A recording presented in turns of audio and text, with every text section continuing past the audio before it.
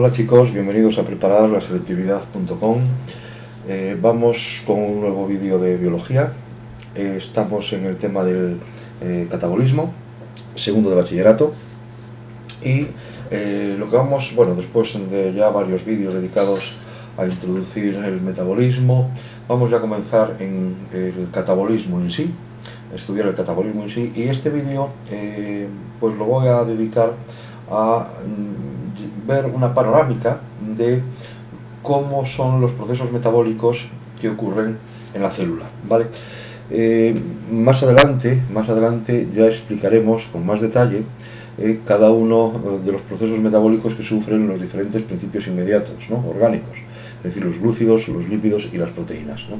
Ahora lo que vamos a ver es a modo de esquema, modo de, ya digo, de panorámica del catabolismo en general, con el esquema que os pongo ahí, ¿vale? Y para que tengamos esa idea, y ya en vídeos posteriores, como digo, vamos a ir desgranando cada uno de los procesos metabólicos. Bien, divido entonces, para llevar a cabo este estudio general, divido el catabolismo en tres fases, ¿de acuerdo? Lo que ocurre en cada una de las fases lo tenéis puesto ahí en el esquema, pero bueno, voy a intentar hacer como una especie, bueno, pues eso, una especie de resumen, una especie de visión de lo que va ocurriendo a nivel global. Bien, en la fase primera, en la primera fase, tomando siempre de base los principios inmediatos orgánicos, es decir, el catabolismo tanto de glúcidos, lípidos y proteínas, ¿ven? Bien, entonces, como digo, durante la primera fase, los polisacáridos se van a degradar a monosacáridos, los lípidos se van a degradar a ácidos grasos y glicerina, también otras moléculas, mientras que las proteínas se hidrolizan a aminoácidos, ¿vale? Entonces, en la primera fase lo que tengo es que los principios inmediatos orgánicos se convierten en unidades más sencillas, en las unidades básicas de formación de esos principios inmediatos orgánicos, ¿vale?, que van a ser, en el caso de los polisacáridos, los monosacáridos, en el caso de los lípidos van a ser ácidos grasos, glicerina, más otras moléculas, y en el caso de proteínas tengo aminoácidos, ¿vale? Eso es entonces el producto de la fase primera. Bien. Aparecería ahora, como veis ahí en el esquema, decir que todas estas fases, o sea, todas estas reacciones, todos estos procesos catabólicos, de lípidos en glicerina y ácidos grasos, de glúcidos de los polisacáridos en monosacáridos, proteínas en aminoácidos, son reacciones de hidrólisis, muchas las que dan lugar a esos compuestos. Bien, entonces en la segunda fase, los diversos productos, los compuestos que se han formado en la fase anterior, se convierten ahora en moléculas más sencillas, ¿vale? Todas hasta que se acaban transformando en una molécula de 2 átomos de carbono, que es el grupo acetilo de la acetilcoenzima A, ¿de acuerdo? Bien, por lo tanto, el acetilcoenzima A va a ser el producto final común de esta fase, es decir, las tres vías que venían antes, acordaos, por un lado glúcidos, por otro lado lípidos, por otro lado prótidos.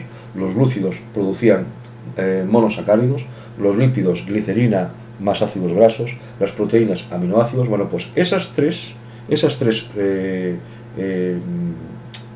sustancias, ¿vale?, van todas ellas, ya veremos evidentemente los mecanismos mediante los cuales se produce esto, pero todas ellas van a dar lugar a una misma sustancia, a una única sustancia que se denomina acetilcoenzima A, ¿vale?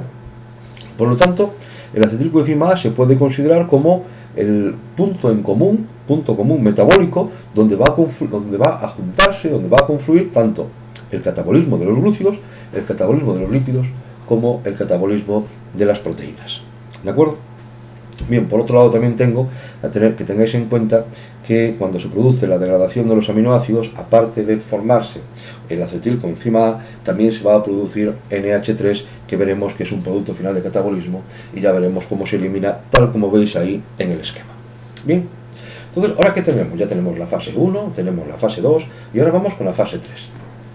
En la fase 3, ahora, lo que hay que ver es qué es lo que le pasa a ese acetilcoenzima A, al cual han llegado todos los productos catabolizados a partir de glúcidos, lípidos y prótidos. Bien, pues el acetilcoenzima A ahora se va a incorporar al ciclo de Krebs, que es va a ser la ruta catabólica donde se va a producir la oxidación total hasta CO2. ¿De acuerdo?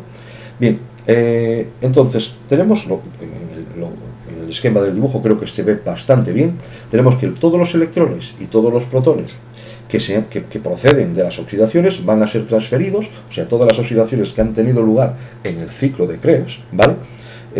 Porque recordaos que ahí es donde se produce la oxidación a CO2 a partir de los grupos acetilos, de los acetilcoenzima A que han entrado, ¿vale? Entonces, todos los electrones y todos los protones que proceden de las oxidaciones que se produjeron en el ciclo de Krebs, ahora son transferidos por la cadena respiratoria, ¿vale? ¿A dónde? Al oxígeno, ¿vale? Y entonces lo que va a producir es que el oxígeno se reduce a agua, ¿vale? O sea, todos los electrones y todos los protones formados en el ciclo de Krebs ahora se transfieren por la cadena respiratoria al oxígeno, se reduce y forma el agua, ¿de acuerdo? En la transferencia de electrones a través de la cadena respiratoria se va a producir mucha energía, ¿vale? Mucha energía que va a dar lugar a que se sintetice el ATP. Acordaos, podéis ver el vídeo del ATP para que veáis las formas en las cuales la célula puede obtener adenosín trifosfato o ATP. Esta es una de ellas, ¿de acuerdo? Si tenéis alguna duda, repito, vais al vídeo del ATP y ahí creo que entenderéis todas las formas que tiene la célula de obtener ATP. Bien, este proceso, ¿vale?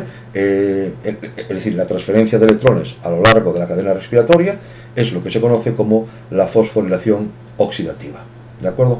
Fijaos entonces que una de las características que podemos ver ya ahora y a simple vista es que las rutas catabólicas de los principios inmediatos orgánicos son convergentes, es decir, todas ellas van a rendir de entrada acetilcoenzima A más productos, lógicamente, productos finales del catabolismo como puede ser el NH3, como puede ser el CO2, ¿de acuerdo? Bien, entonces, este es el esquema que quería que viésemos en este vídeo, que entendieseis en este vídeo, porque antes ya digo de entrar a ver las particularidades de cada uno de los procesos catabólicos, bien sean de glúcidos, lípidos y prótidos, está bien que conozcamos una visión general de cómo es el proceso catabólico en las células, en una célula animal. ¿De acuerdo? Bueno, pues espero que este vídeo os sirva, os sea útil, ¿vale? Y como siempre, pues eso, muchísimas gracias por verlos y muchas gracias por estar ahí.